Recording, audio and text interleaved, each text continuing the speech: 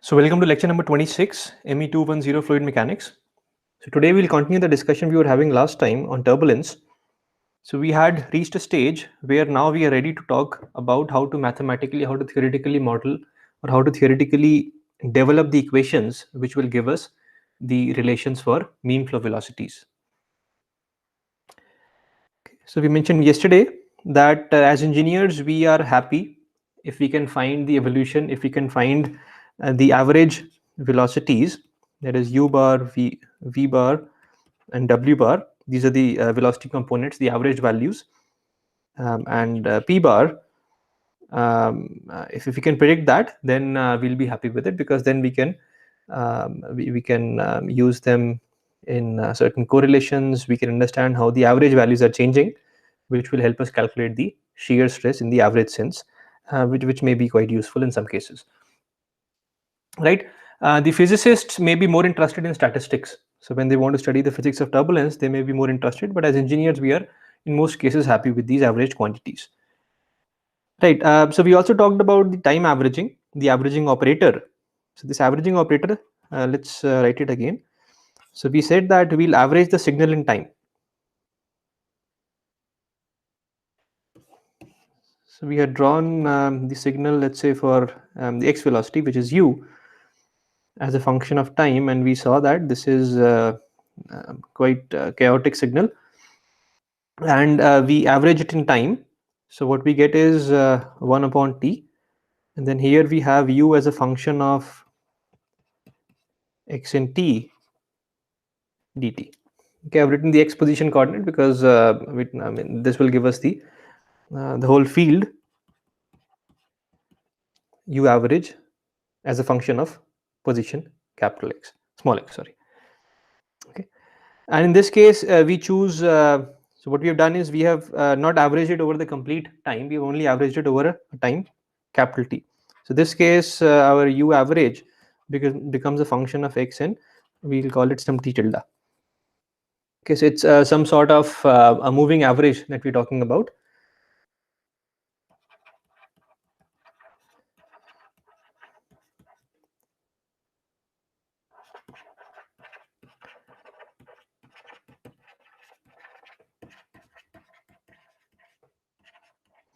For a time window of size capital T.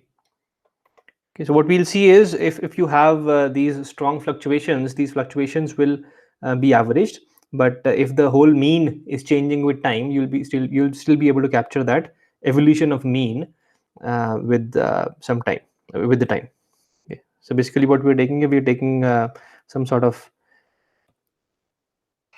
let's say, chunks which are of size t, and to find the value of a signal at a given time, we replace that with an averaged value in that chunk.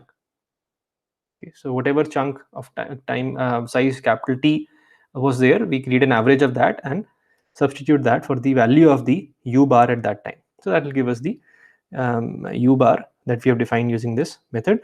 And this method, this averaging is called the time averaging, also called the Reynolds averaging.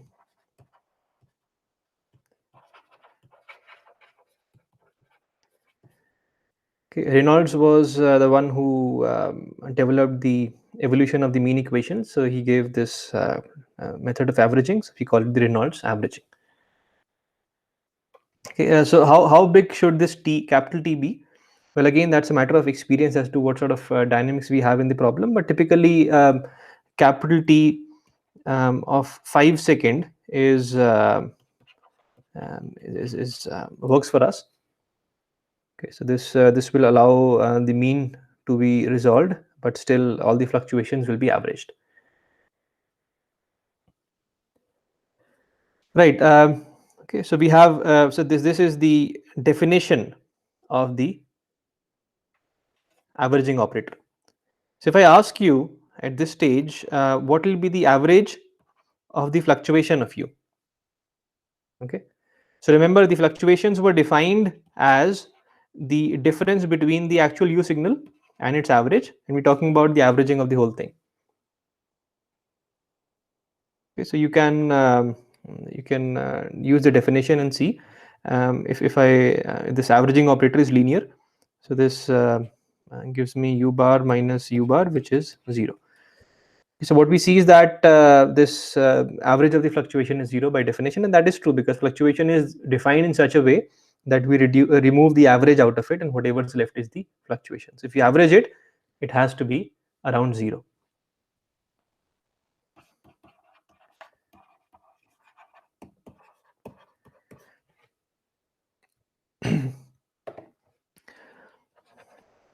Okay, what about the average of the square of fluctuation?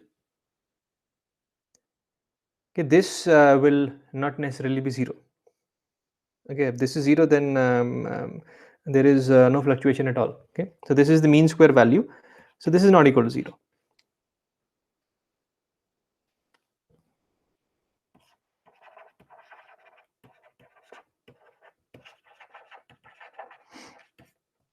Okay, so this is telling us, if you take the root of that, that is the standard deviation. So that's telling you how far the signal is going on an average from the mean. Okay, more the deviation, the more the further the signal goes away. So the more the amplitude typically. Similarly, in a turbulent signal that you'll see that these quantities which are so this is nothing but u prime, then u prime v prime, the average of this product will not be 0. Okay, similarly, u prime w prime will not be 0. So these kind of quantities which are the covariance, which is the fluctuation products averaged, will not be 0. Okay, so there is some sort of correlation between these fluctuations, and as we'll see later, that these are the ones that actually create the effect of mixing in turbulence. Right. Okay, so now that we have defined the averaging operators, let us I mean, the aim here is to theoretically develop the evolution of the mean quantities. Let's write that.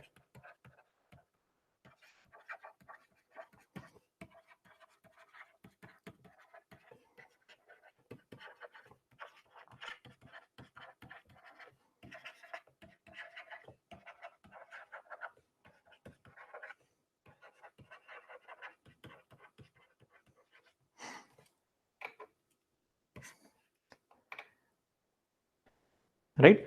So let's start with the continuity equation.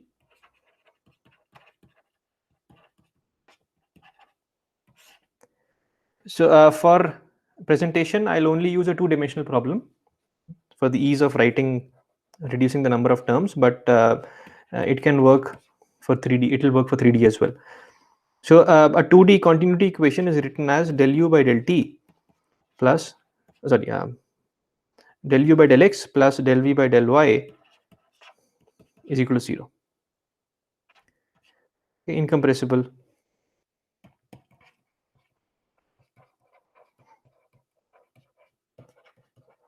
flow situation. Okay, so that's the continuity equation, and here u and v are the complete velocity signal. So they include the fluctuations as well. Now what we can do is we can do an averaging of the whole thing. That's allowed because averaging was defined as the integral. So if this whole equation del u by del x plus del v by del y is true, then if I integrate this over dt in a range from 0 to capital T, even then this should be true as well. So this operation is completely allowed. So when you do that, I mean, you can check yourself that this will then become del u bar by del x plus del v bar by del y equal to 0.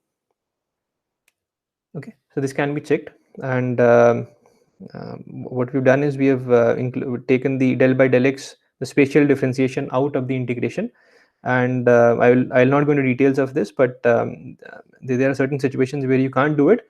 But if this if the function is nice and smooth, then this can be done. So assuming that this is all the functions are good, so we can do it. So that ways, this is what we get. So what does this tell us? So this has given us the continuity equation for u bar and v bar. because ultimately we want to write equations only for u bar and v bar. We don't care about the fluctuations here. So this tells us that even the averaged velocity field that is also solenoidal.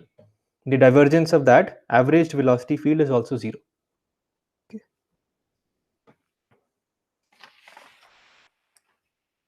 So let's call this 1. And next we go to the momentum equation, or the Navier-Stokes equation.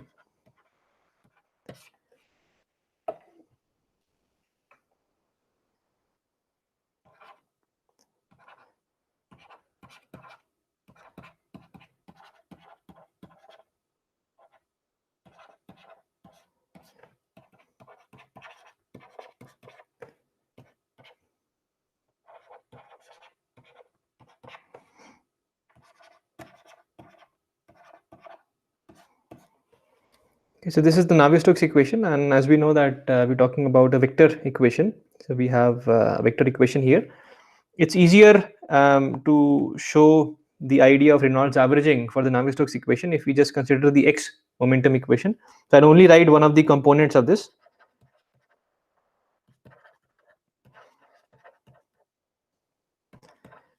Okay, so if we do that, then this becomes del u by del t.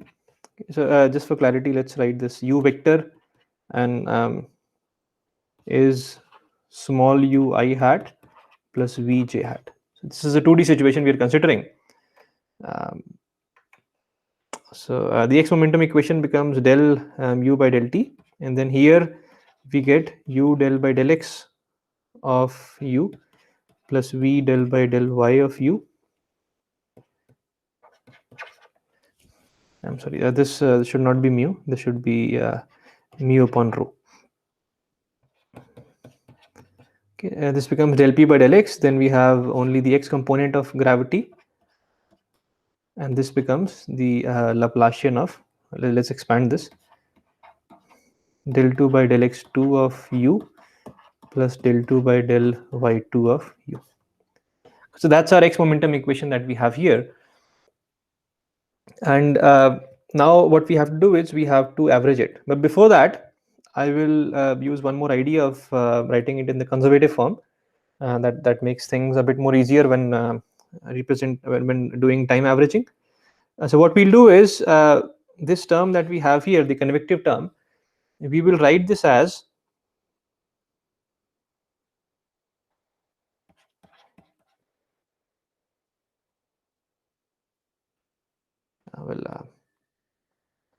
let's write this as divergence of u times u.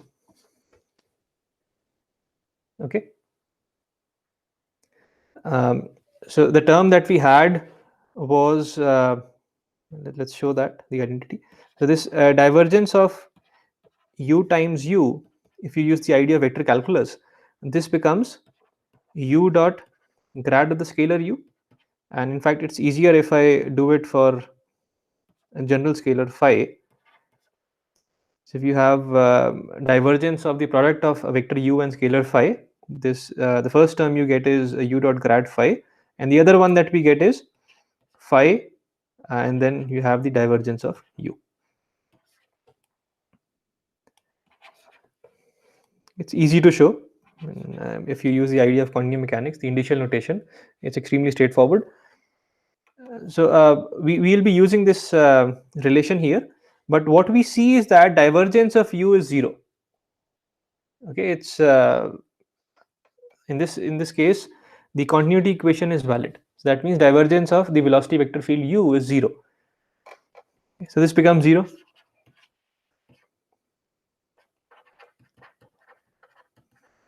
So if this is the case, then we can write u dot grad phi as divergence of u phi, and that's the reason I have been able to write u dot grad u as divergence of u vector times u. Okay. Well, let me write it here only without writing the whole equation again. So if I was to write divergence of u times u, this becomes del by del x of u. plus del by del y of Vu. Okay, so this is called the conservative form of the equation. We won't tell you, we discuss why it is called the conservative form. It's just I'll just mention it here for now. Right. So let's see how we can apply the idea of Reynolds averaging here. So let's apply Reynolds averaging.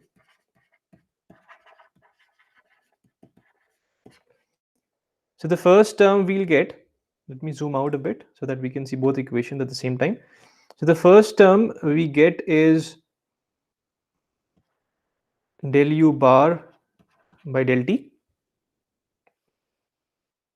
Okay.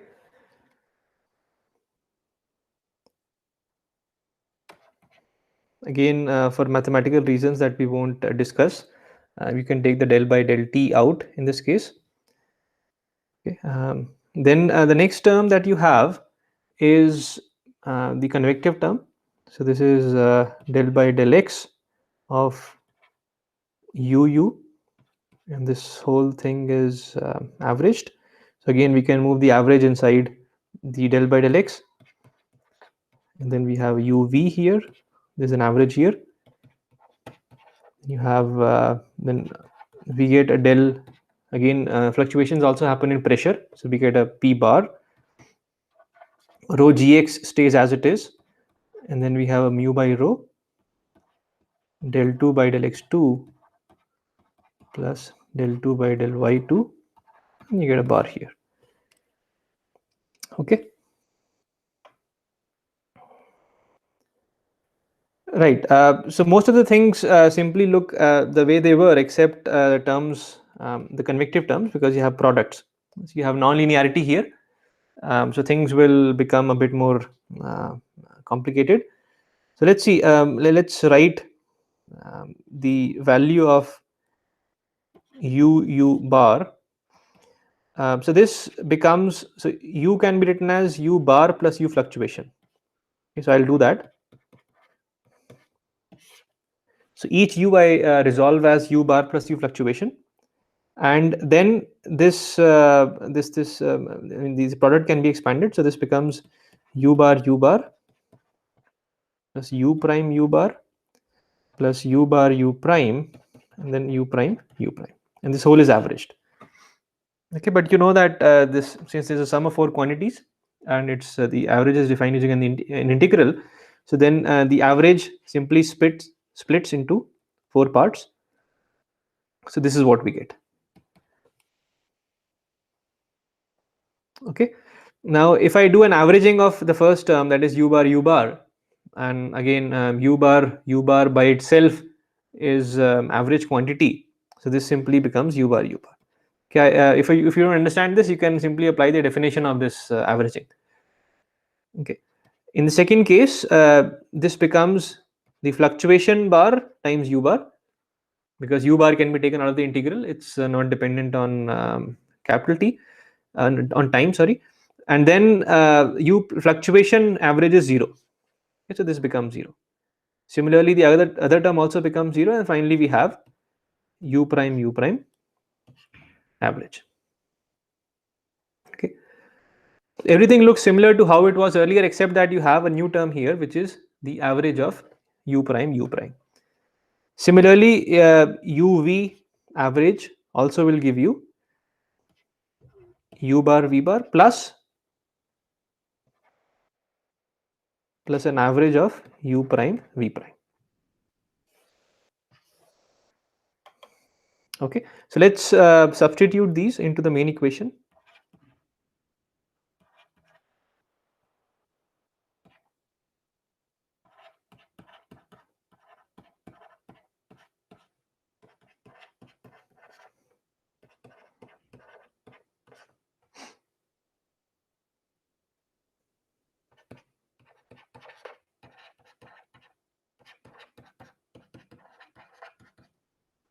Okay, now what we'll do is, let's write it this way. So the first thing we'll write it as del by del x of mu by rho.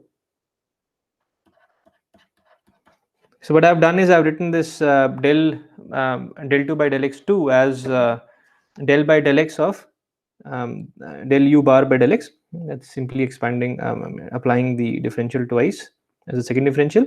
And then since I had a del by del x of this term, u prime u prime bar, so this I'll bring here. So this will become minus, then I think we should have a rho here.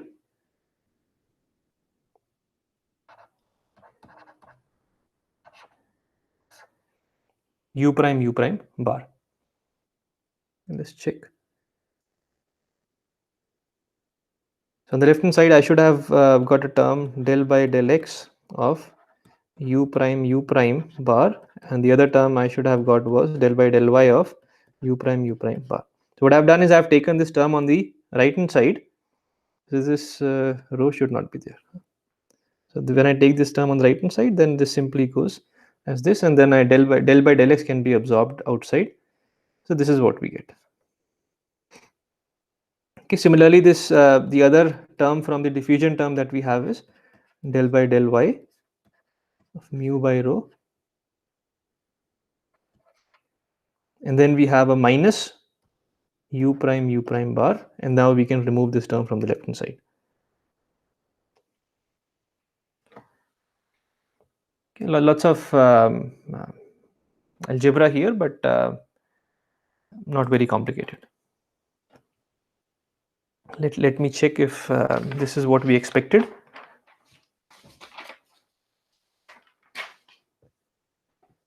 Right. Perfect. So this is exactly what we were expecting. So there's no mistake here. Right. So let's compare this with the original Navier-Stokes equation that we used to deal with. So we have very similar terms. Instead of del u by del t, we have a del u bar by del t. Instead of del by del x of u, we have u bar u bar. So basically, if I replace the u by u bar, we get the same thing except for these two terms, this one and this one. Okay.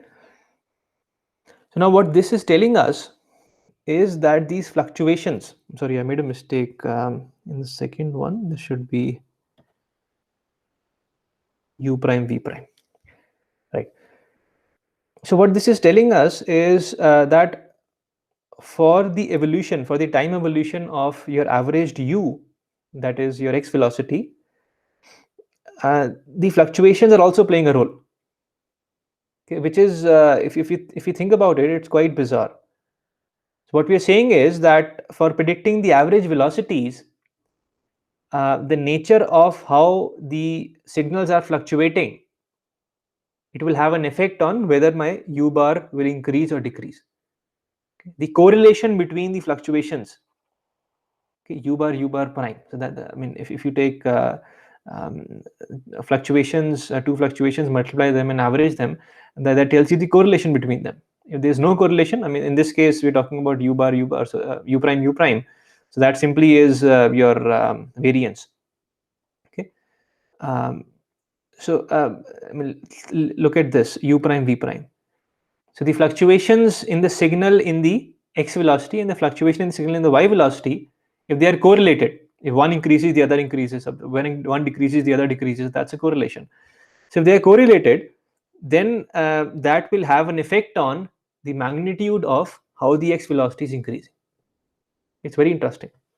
So let's mention that.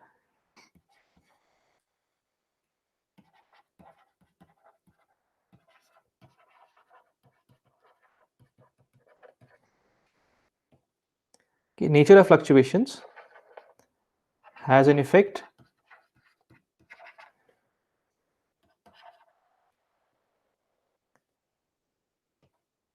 nature of fluctuation has an effect on the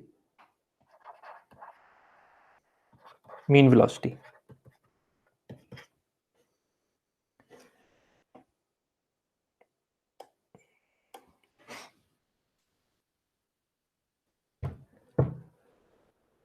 Right. Now, if I go back to if I try to remember the derivation of the Navier-Stokes equation, what I'll remember is that these terms that we have here, this term and this term. So these terms, they come from the divergence of the shear stress. Okay, I have written earlier.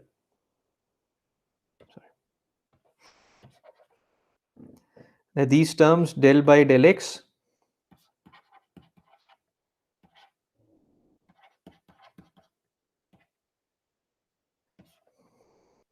so this term was nothing but the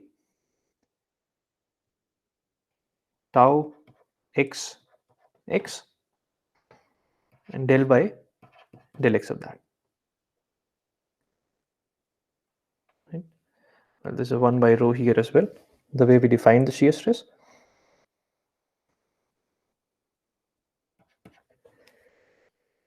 Okay, so this is how we have been defining, because shear stress, yeah.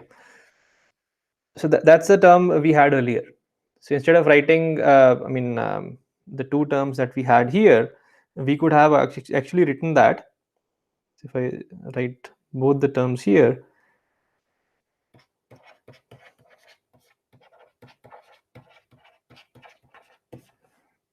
okay, so this was del by del x of tau xx, and then we had del by del x of tau xy. You may have to go back to the derivation of the Navier-Stokes equation, but this is what we had. Now we also have a 1 by rho here, but for ease, what I'll do is I'll simply remove the rho from this one, because that is how we had written the earlier equations. Okay, so this was coming from the surface forces when we were writing force equals mass times acceleration. So we get the divergence of shear stress. Now in this case, what we have is, it looks very similar, except that now we have another term which is something like this.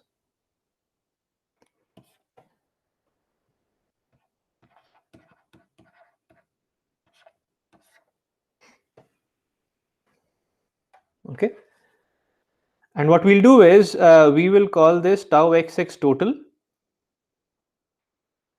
and tau xy total. I think you can guess where I'm moving towards. Okay, so what's happening is that these fluctuations are behaving like some sort of a shear stress in the flow, and that makes sense because in the previous lecture we had intuitively discussed that in turbulence um, the fluctuations in the other directions, such as y and z in a pipe flow, will end up creating some sort of shear stress. Okay, that's the reason we had a flatter profile in the turbulent flow as compared to laminar flow, and that's all adding up mathematically as well.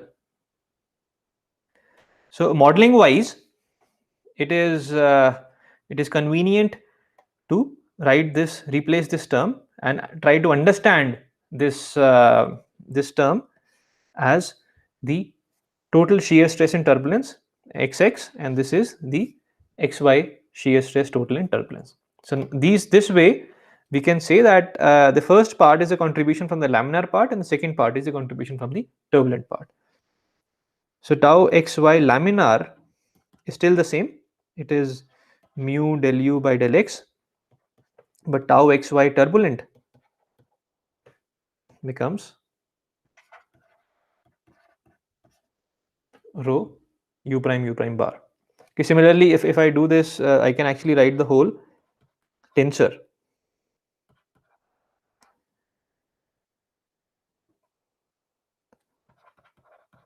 We call it the turbulent shear stress. Okay, I'm sorry, this will put the average sign. Huh?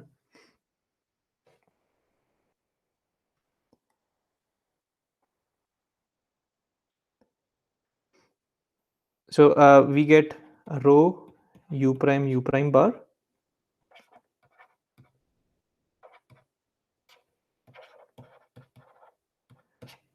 I read in the full 3D. If you want a 2D, then you can remove the W terms. So it is a minus sign. Huh? because we have a minus, so we absorb the minus into the tau turbulent because we are showing the total tau. So we want to write tau total as tau laminar plus tau turbulent. So this way the tau turbulent has a negative sign in it.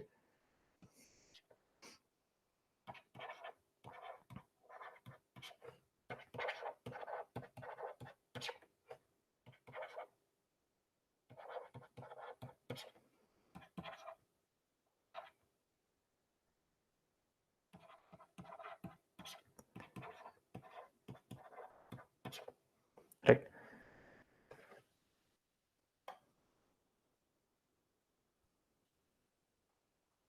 Okay, so this is the turbulent shear stress tensor.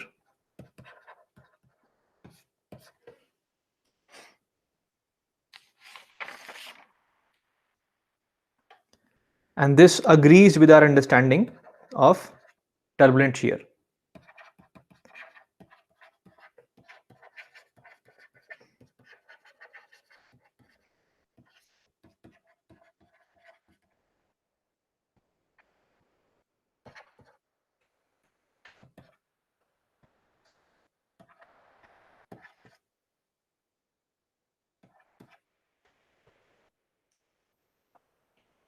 As discussed in the last lecture, which was number 25.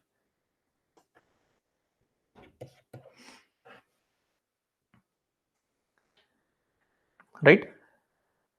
And this is where the turbulence modeling comes into the picture, because with the Navier-Stokes equation for laminar situations, you never had this fluctuating term because there was no fluctuation. So then the number of equations and the number of unknowns were the same. But here what we have is we have fluctuations as well, and we are trying to solve for u bar. Okay, so there is a, I mean, we have more number of unknowns than the number of equations. So what do we do? Okay, so this is where the ideas of turbulence modeling come into the picture.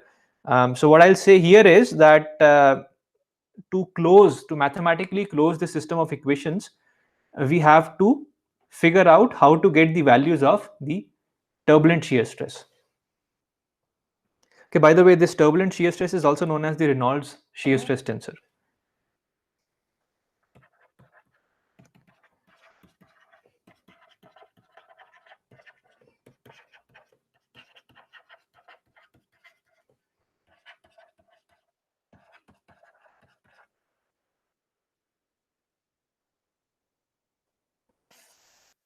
In many books at many places, you will just read Reynolds shear stress, so don't get confused. That's the turbulent shear stress that is written here.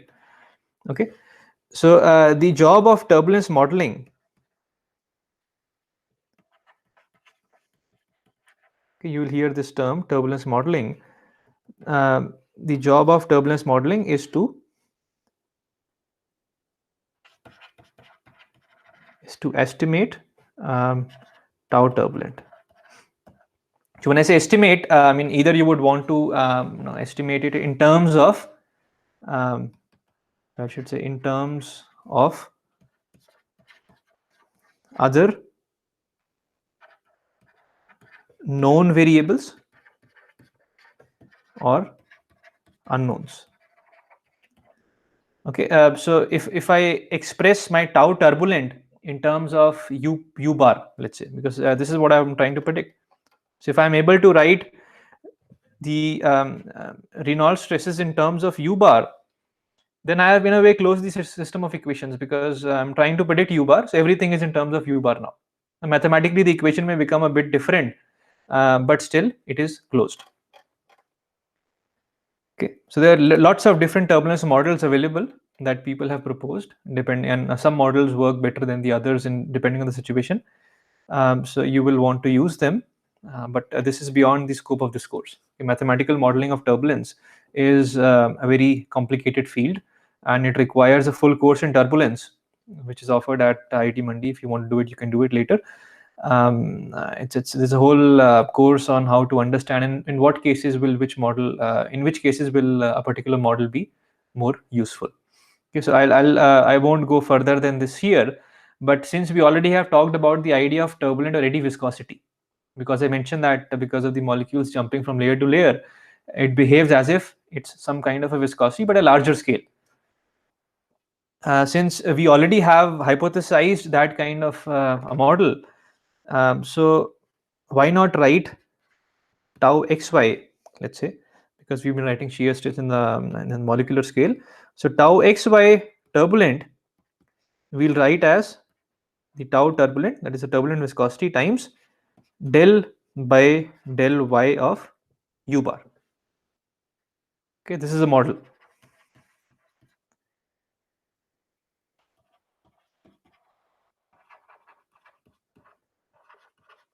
So this model is proposed because of the analogy of with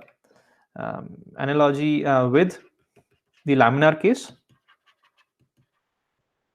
or laminar viscosity model. In laminar viscosity, we say tau xy laminar is mu molecular times del u by del y. Okay, that was what we, that's what we did, and that's how we in fact defined viscosity, molecular viscosity. Okay, similarly, we can have this kind of a model. Okay, so this is called the turbulent viscosity model. It's also called the Boussinesq hypothesis.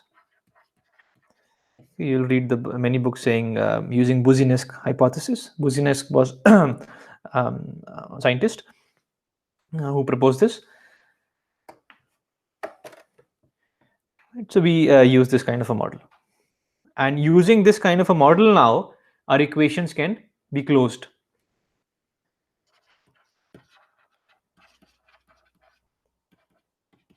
We can close the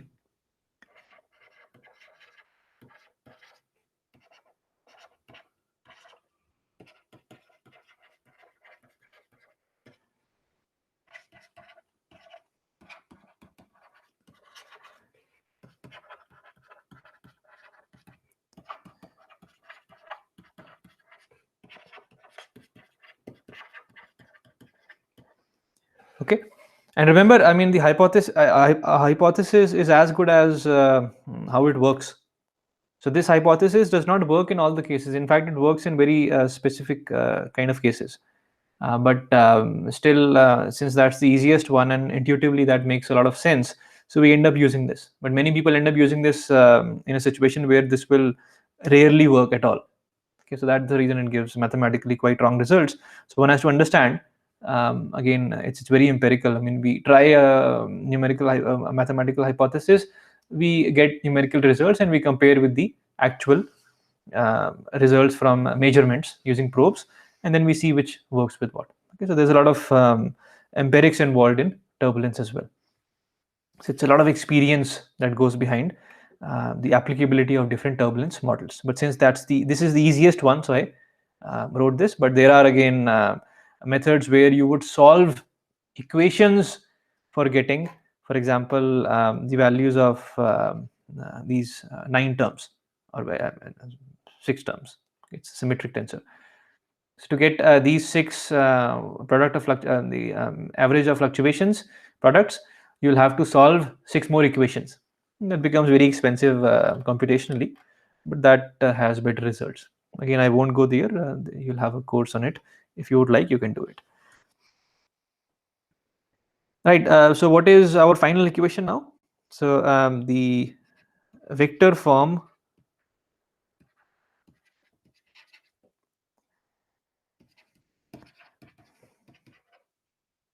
I should say the vector form of the Reynolds averaged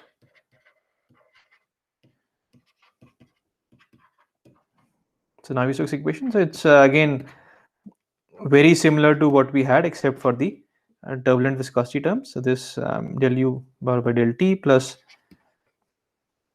okay, I'll use the vector sign over the bar.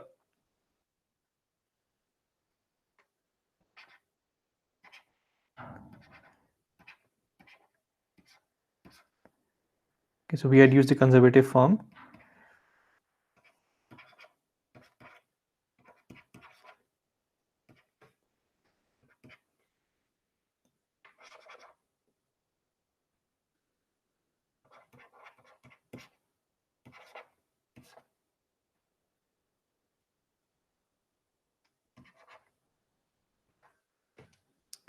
Here one has to be careful because we have written this as the gradient, right?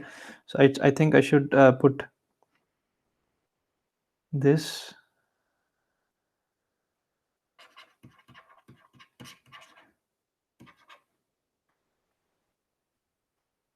So we'll put a divergence of this, and then we'll have a gradient of our u here. The reason is because earlier we were able to move the divergence inside, but now we're talking about mu total, okay, which has mu turbulent as well, and mu turbulent is not homogeneous. Okay. The turbulent viscosity will change with space.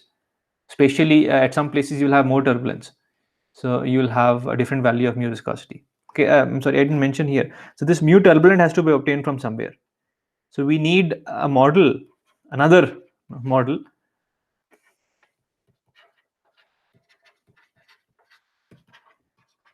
to find this mu turbulent. So we need more equations, but we won't go beyond this discussion here. Okay, so this is what you have. Okay, in fact, it's typical to write it as mu effective. Okay, where the mu effective is the sum of the mu molecular plus the mu turbulent.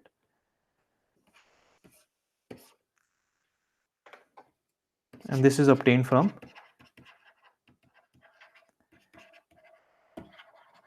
some other model,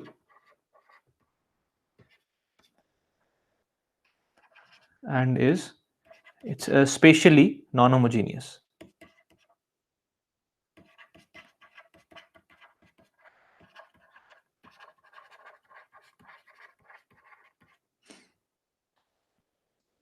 All right.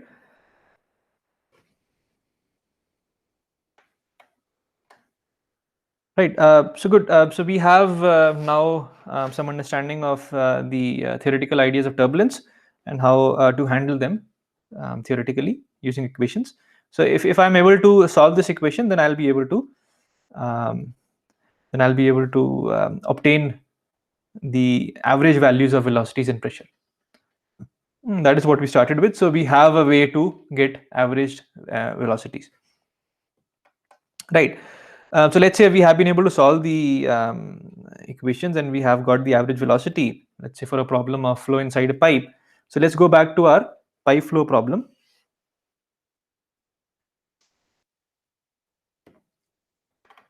Let us analyze the pipe flow problem in a bit more detail before stopping.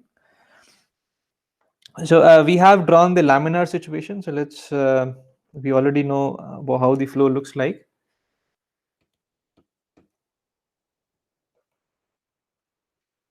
So in a laminar case, the flow looks parabolic.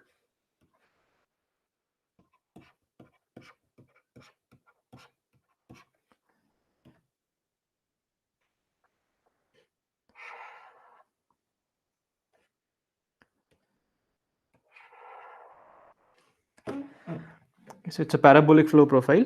But for a turbulent one, as I told you earlier in the last lecture, that it is much flatter around the center. So you will get something like this.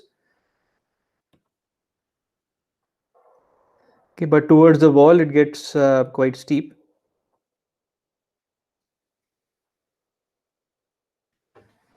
Okay, so this is how u as a function of r in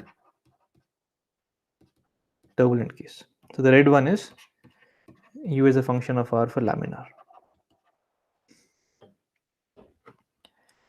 Right. So let's see how the shear stress looks, because one's quite interested in knowing what sort of shear stress is the pipe applying. Because if I recall, um, the friction in the laminar case, we showed that the value of the friction losses, they depend on the shear stress value, wall shear stress. So it's quite interesting. It's quite important to find out what sort of wall shear stress are we getting because of the flow. So let's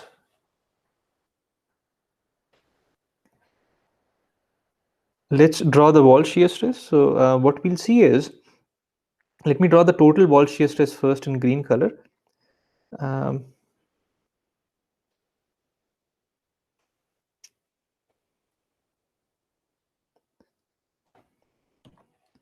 so initially, the flow profile is quite steep, but then it doesn't get flat quickly. You'll see that it will take some time. So what you can do is you can actually split this into three parts. So there's one zone where you see that the uh, the profile is very flat. There's a zone where you see that it is very steep, and then there's a zone. So you have three separate zones. So this is zone 1, this is zone 2, and this is zone 3. Okay, and of course, I'm not drawn it correctly. So zone 3 is much smaller than zones 2 and 1. The way I've drawn it, zone 1 looks much bigger. That's okay for representation purposes. So this will call zone 1. This is zone 2, and this is zone 3. Right. I'll give names to it. So in zone 1, what we see is we're talking about the shear stress now, for which is defined using the average velocity. Uh, well, not average velocity. Shear stress is what's being applied in the flow. So what we see is that the shear stress is quite high in the initial region, in zone number 1. So if I was to plot it, then I'll have the shear stress now as a very large value, and then it will stay quite constant, and then it will go to 0 relatively quickly. So this is the kind of shear stress I get, and that is total. Okay, because remember, we have been writing shear stress as a sum of the laminar contribution and the turbulent contribution. So this is the total shear stress that we see. So it's extremely flat in the initial region, and then it becomes 0 very quickly. Now, if I was to write this total shear stress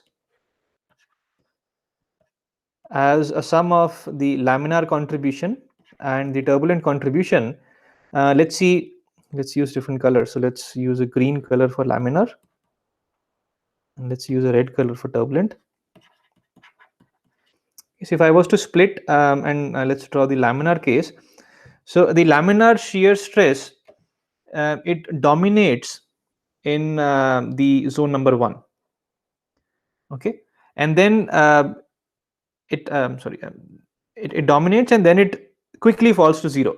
So if I was to draw the laminar shear stress, it is 0 in zone number 3, and then it steeply rises, and then it becomes equal to this. Okay, so this is your tau laminar, right? And of course, if you want to find the red one, that is simply a difference. So if I was to in zone number 2, you can see that there is some contribution because of laminar, and the rest of the contribution is because of the turbulent, because blue is the total one. So let's write our conclusion here. So in zone number 1, we see that tau laminar dominates. Tau turbulent is approximately 0. In zone number 2, we see that tau laminar and tau turbulent both exist. And in zone number 3, we see tau turbulent dominates, and tau laminar is approximately 0. Okay, now let's try to understand this intuitively. Now, zone number 1 is a zone which is extremely close to the wall. We'll discuss this further tomorrow. But in this zone, the flow is, you're starting from a situation where the flow velocities are 0 because of no slip near the wall. Okay, so the flow velocities are very small in magnitude, they're still growing. So because of that, we get a region where the laminar behavior dominates. Okay, so this zone 1 is actually called a viscous laminar layer.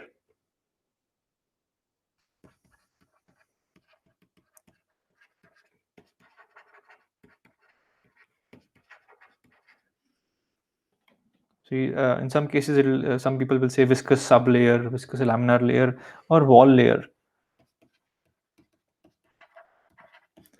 Okay, so this is a region where the laminar shear stress dominates. The turbulent shear stress is almost zero. Okay, in zone number 3, we call it the outer turbulent layer.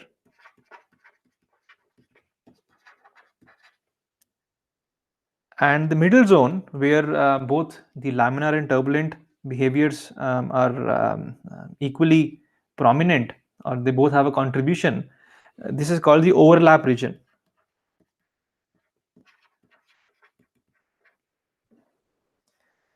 Okay, so this is how you split your flow profile into 3 parts, and depending on which part you are interested in, you would want to develop some sort of a model for that part. So if you're dealing with zone number 1, then you only want to understand the laminar shear stress. And if you have to find the shear stress on the wall because of the flow, all you need is a laminar shear stress, because in zone number 1, just at the wall, you're in zone number 1. So at the wall, all you need is the laminar tau laminar. Okay, we will also discuss, because these ideas are coming from the ideas of boundary layers developing near the surface. So when we discuss boundary layers in the next chapter, then we'll talk in much further detail about turbulent boundary layers. But for now, this discussion is enough. And then in the next lecture, we'll use these ideas and we'll implement, we'll apply that to calculate the friction losses on the surface of the pipe, because ultimately the goal, remember, was to calculate the friction losses as a function of volume flow rate. So I will stop here, and then we'll continue in the further next lecture. Thank you.